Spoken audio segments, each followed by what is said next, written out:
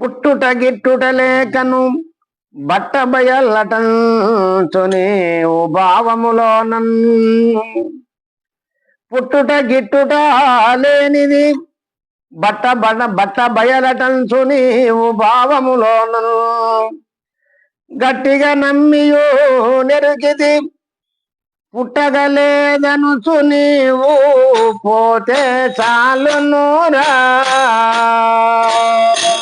పోతే చాలునురా నాపై మాట నే మందు వినారా నాపై మాట నే మందు వినారా హరిని కరికల గన్నాయపుడే లేకను పోవు హరిని కరికల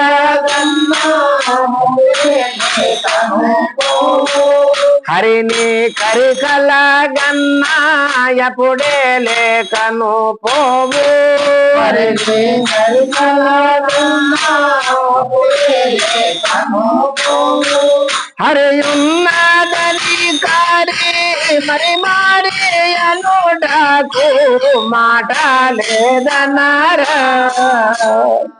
నాపై మాట నాపై మాట నే మందు వినారా నాపై మాట నే మందు వినారా. ఇక్కడ ఎంత బాగా చెప్పిండు స్వామి. సూక్ష్మంలో మోక్షం చాలా చక్కగా. పుట్టుట గిట్టుట లేనిది, పుట్టిగిట్టేది ఏంది? నేనే. పుట్టడము గిట్టడంతో పుట్టినటువంటి వానికి జన్మ తప్పదు కదా, మరణించిన దానికి జన్మ తప్పదు. ఈ పుట్టు గిట్టులు కలిగినటువంటిది నేను. పుట్టుట గిట్టుట లేనిది బట్ట బయలటంచు నీవు. ఆ పుట్టు గిట్టులు లేనటువంటిది ఏంటి? బట్ట బయలు. పుట్టుట గిట్టుట లేనిది బట్ట బయలటంచు నీవు భావములోన ఎక్కడ విచారిస్తావు? పంచ తన్మాత్రల చేత వశము కాదు. అది తెలుసుకోవడానికి, తెలుసుకోనికే అవగ్మానస గోచరం. అది అవాగ్మానస గోచరం అతీతంగా ఉన్నటువంటిది. వాక్కు చేత ఇట్లుందని చెప్పలేవు, మనసు చేత ఊహించలేవు, కంటి చేత చూడలేవు. కాబట్టి ఇది బట్ట బయలంచు నీవు భావములో నన్ను గట్టిగా నమ్మియు నెరిగిది పుట్టగా లేదనొచ్చు నీవు. ఎప్పుడైతే భావములోన నమ్మి పుట్టక లేదనొచ్చు నీవు భావములోన గట్టిగా నమ్ముకొని ఉండాలని.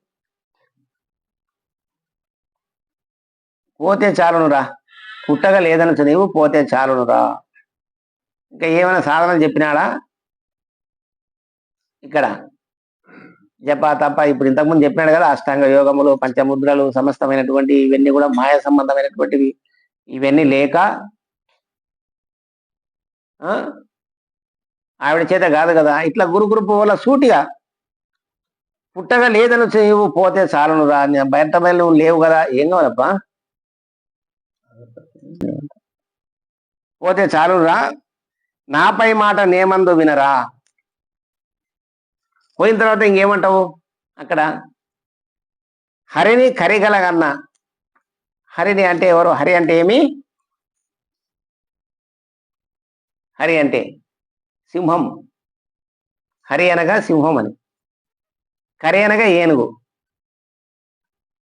ఆ ఏనుగు యొక్క స్వప్నంలోకి సింహం వచ్చింది అంటే చచ్చిపోతుంది. సింహ స్వప్నం అయిందంటే చచ్చిపోతుంట ఏనుగు. అందుకే అది తొండవాన్ని ఒప్పుతుంటది, ఎప్పుడు శవాన్ని ఒప్పుతుంటది, ఎప్పుడు నిద్రపోయినా దానికి నిద్రలో కూడా ఒప్పుతూనే ఉంటది. ఎప్పుడు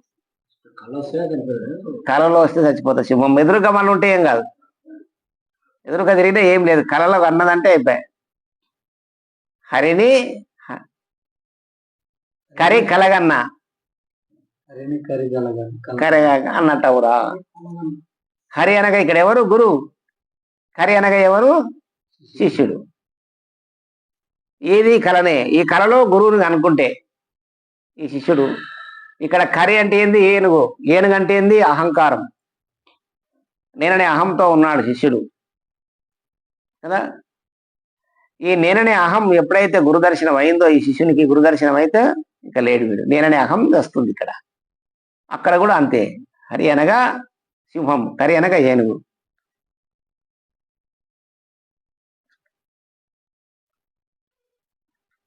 అప్పుడే లేఖను పోవు. హరి ఉన్నదని కరి ఎరుగుతుందా? ఇంకప్పుడు ఎప్పుడైతే హరిని కరి కలగన్నదో ఇంక చచ్చిపోయింది. అది ఉంది అని లేదని ఇంకేమన్నా అంటారా? ఎప్పుడైతే ఈ గురుకృప వల్ల శిష్యుడికి బయలు దర్శనం అయితే నేనని ఎరక లేదు కదా. ఇంకా బయలు ఉంది, అది పరిపూర్ణం, నాకు సూచన అయింది, ఇంకోటి మరొకటి చెప్తాడా? అలా నీకు అవకాశమే లేదే. వాడు అంటున్నాడు అంటే కాలేదని అర్థం. అనేది ఉంది కదా, అనేదే నేను కదా, అది పోలేదు ఇంకా. మరి మరి మరి ఎనుటకు మాట లేదనరా. నేనుంటేనే కదా అనేది. నేననే అహము వచ్చింది అక్కడ గనక ఇంకా ఇంకోటి మరొకటి అనడానికి అవకాశం లేదు. ఒకవేళ అంటే కోతి చేస్తుంది, అది నీకు అవకాశమే లేదు. నాపై మాట నేమందు వినరా. ఆ పైన మాట ఏమంటావు అన నీకు అవకాశం లేదు కదా. అరేనా అన నీకు అవకాశం ఉందా? లేదు కదా. అట్లా ఈ యొక్క సూచన చాలా చక్కగా గురుకృపలో పరంపరలో తెలుసుకోవాలని చెప్పి ఆయన గారు సందర్భంలో చాలా చక్కగా మనం తెలియజేసింది. కాబట్టి జై శ్రీ సద్గురునాథ ప్రభు మహారాజుకు జై.